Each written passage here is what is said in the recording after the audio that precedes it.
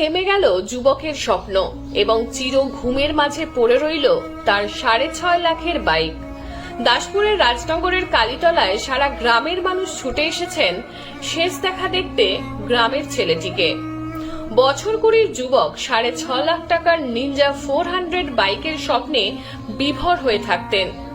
সেই স্বপ্ন পূরণের দিনে স্বপ্নের সেই পক্ষীরাজ বাস্তবে এসে বদলে দিল একটা অধ্যায়কেই, যা কিনা ভূমিকা লেখার আগেই উপসংহারে থেমে গেল। উপসংহারে লেখা হলো, শুধু একটা মুহূর্তই যথেষ্ট একটা পরিবারকে তছনছ করে দেবার জন্য। ওই যুবকের নাম রাহুল প্রামাণিক। বছর কুড়ির এই রাহুলের বাড়ি দাসপুর থানার রাজনগরে। রাহুল ভিন রাজ্যে সোনার কাজ করতেন।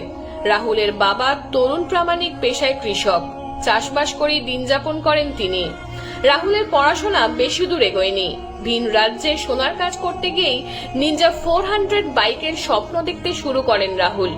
বয়স কম, আবেগ বেশি, আবার হাতে কাঁচা টাকাও আছে, তাই ইচ্ছে করলেই ইচ্ছে পূরণ অসম্ভব কিছু নয়।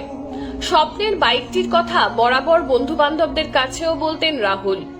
বরাবর বাইক লাভার রাহুলের প্রথমে কেটিএম বাইক ছিল, তারপর কিছুদিন পর বুলেট কেনেন, তারপরেই এই নিনজা 400 বাইকের স্বপ্ন।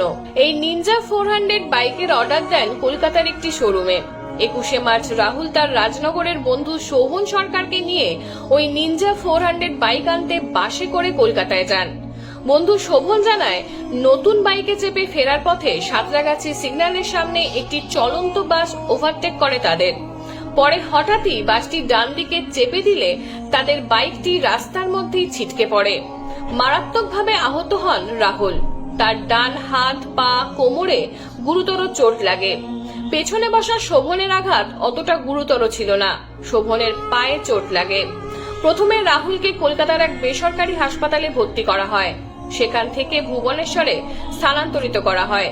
সেখানেই চিকিৎসা চলছিল রাহুলের। কিন্তু 31শে মার্চ ভোর 5টা নাগাদ রাহুলের মৃত্যুর খবর আসে রাজনগরে। জানা গিয়েছে, মাথায় হেলমেট থাকার কারণে রাহুলের মাথার আঘাত ছিল না, কিন্তু চিকিৎসা চলাকালীন হার্টবিট স্টেবল না হওয়ার কারণে সম্ভবত হার্ট ফেল করেই তার মৃত্যু হয়।